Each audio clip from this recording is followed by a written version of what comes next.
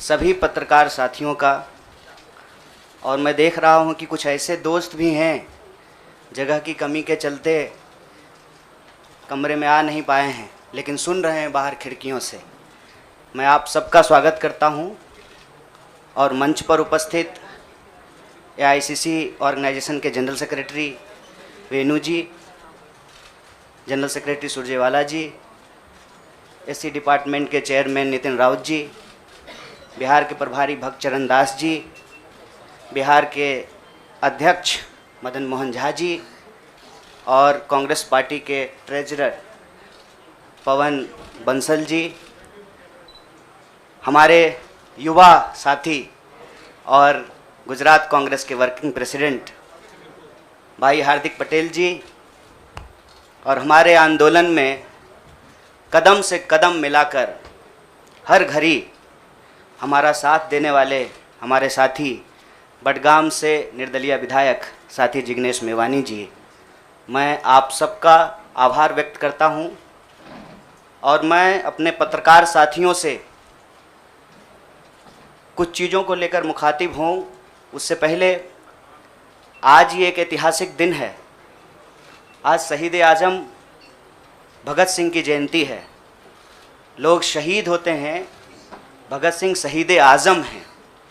शहीद आज़म इसलिए हैं कि आज हम लोग जहां माल्यार्पण करने के लिए गए थे, शहीद पार्क, वो शहीद पार्क एक ऐतिहासिक पार्क है।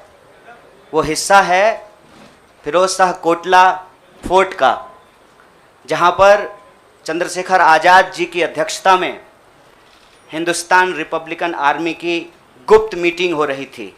अंग्रेज़ों के ज़माने में क्रांतिकारी छुपकर मीटिंग किया करते थे। नौजवान तरुण भगत सिंह एक प्रपोजल लेकर के आए कि हिंदुस्तान रिपब्लिकन आर्मी का नाम अब हिंदुस्तान सोशलिस्ट रिपब्लिकन आर्मी होना चाहिए। यह ऐतिहासिक क्षण, वो ऐतिहासिक भूमि और हमारे युवाओं के आइकन शहीद आज़म भगत सिंह को हम अपना नमन प्रस्तुत करते हैं। आज एक दुखद घटना भी हमारे ज़िले में हुई है। वज्रपात के चलते 2 बच्चियों का निधन हो गया है। मैं इस मंच से उनके प्रति शोक व्यक्त करता हूं और उनके परिवार के प्रति अपनी संवेदना व्यक्त करता हूं। दोस्तों, मुझे लगता है कि बहुत कुछ कहने की ज़रूरत नहीं है।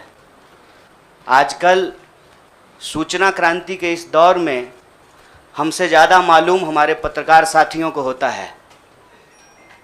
तो बेहतर ये होगा कि आप सवाल पूछें, मैं आपका जवाब दूं। लेकिन आप सवाल कहाँ से पूछेंगे और आपके मन में कौन से सवाल चल रहे हैं, इसका थोड़ा सा अंदेशा है, मुझे थोड़ा अंदाज़ा भी है।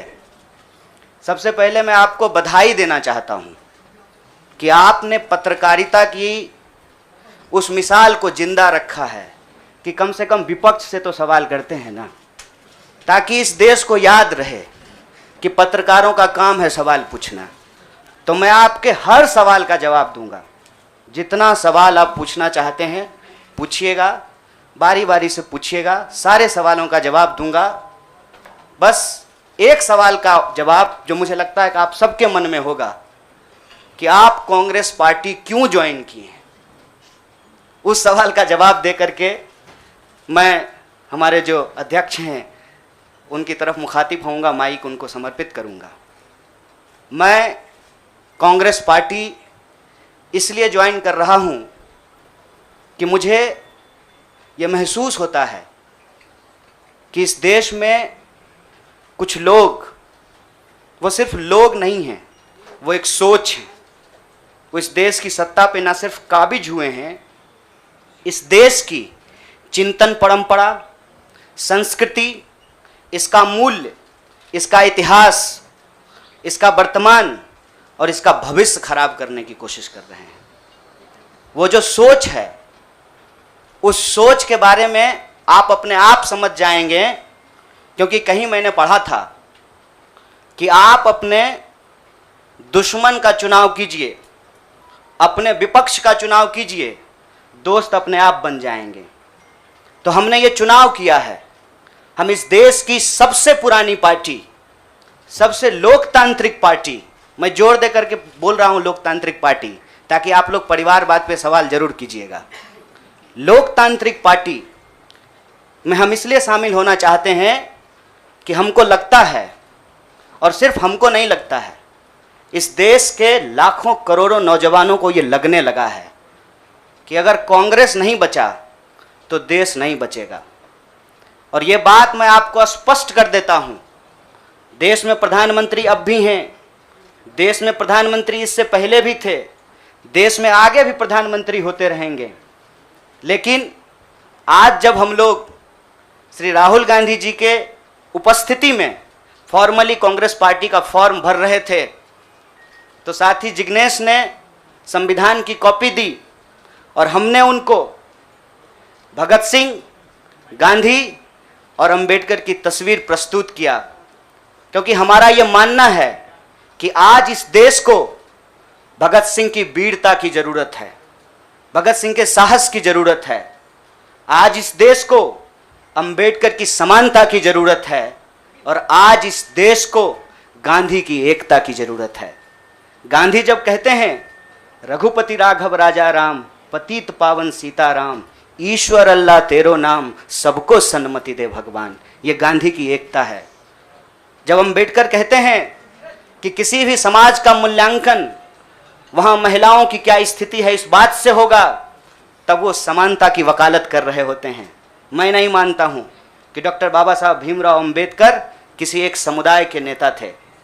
कांग्रेस पार्टी ने, संविधान सभा ने डॉक्टर बाबा साहब भीमराव अंबेडकर को संविधान बनाने की जिम्मेवारी दी, और उस संविधान के प्रियम्बल में यह लिखा है, हम भारत के लोग भारत को एक प्रभुत्व संपन्न समाजवादी धर्मनिरपेक्ष लोकतांत्रिक गणराज्य बनाने के लिए, इसमें समानता न्याय के मूल्य निहित हैं। और जब भगत सिंह कहते हैं कि आप व्यक्ति को कुचल सकते हैं, विचारों को नहीं, आप बम और पिस्तौल से कभी इनकलाब नहीं ला सकते हैं, उस साहस की जरूरत है हमको। मुझे नहीं लगता है, मेरे बहुत सारे राजनीतिक दोस्तों को यह लगता है, मुझे लगता है कि यह देश 47 से पहले वाली स्थिति में चली गई है।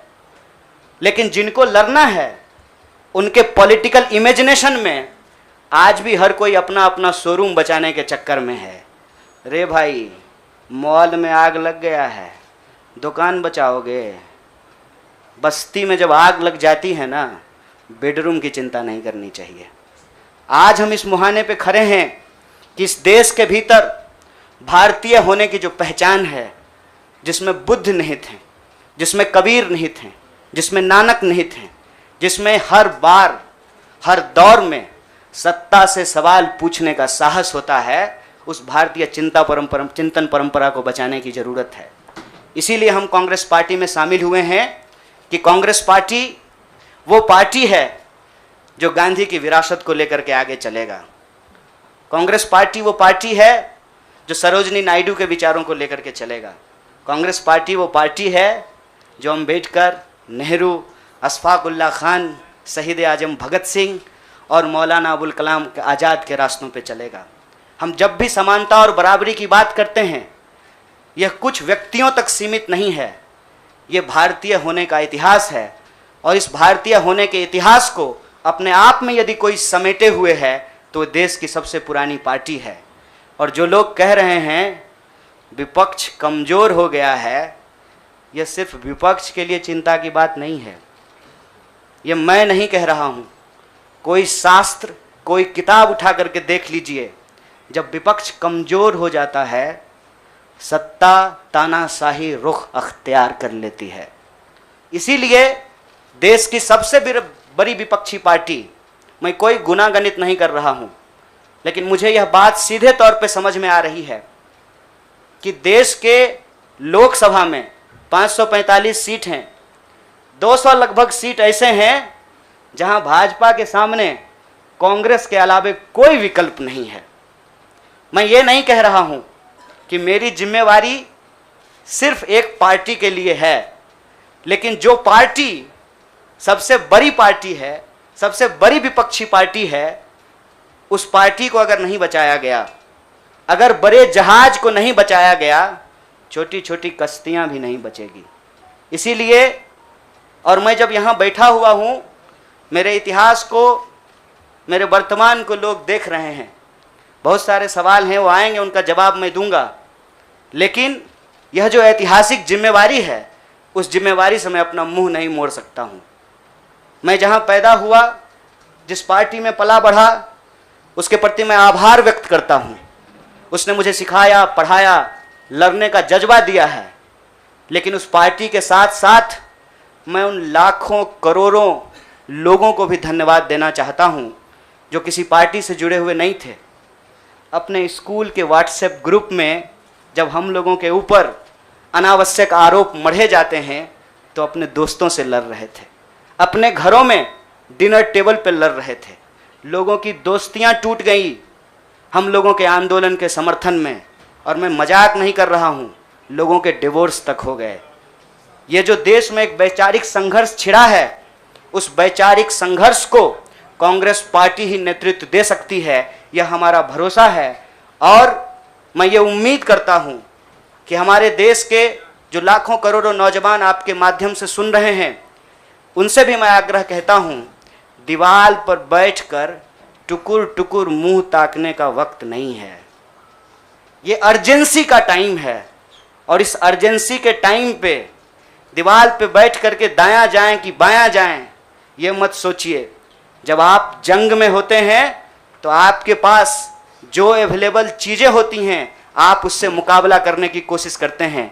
कांग्रेस पार्टी एक बड़ी जहाज है।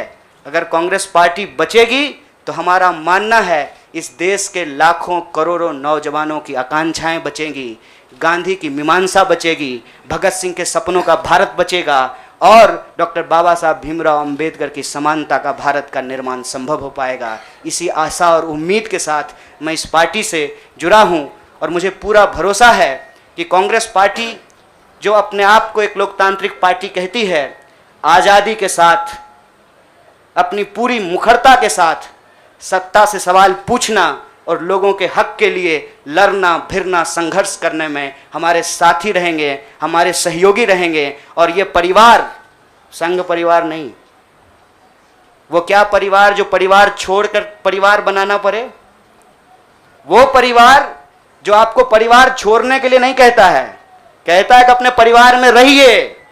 अरे महात्मा गांधी कस्तूरबा गांधी को लेकर के अंग्रेजों से लड़ गए, बताइए इनको अपना घर छोड़ना पड़ा। कोई जरूरी है क्या? घर परिवार के साथ रहना है। डॉक्टर बाबा साहब भीमराव अंबेडकर भी अपने परिवार के साथ रहते थे। आप जितने बड़े लोग हैं उनका इतिहास उठा करके देख लीजिए, सब लोग अपने परिवार के साथ रहते थे। वो परिवार छोड़ करके बनने वाला परिवार नहीं। न्याय, बराबरी और संघर्ष के लिए इस परिवार में मैं शामिल हुआ हूं। सभी सदस्यों के प्रति, देश के अंदर फैले हुए लाखों करोड़ों कार्यकर्ताओं को अपना आभार व्यक्त करता हूं। बहुत बहुत शुक्रिया, बहुत बहुत धन्यवाद।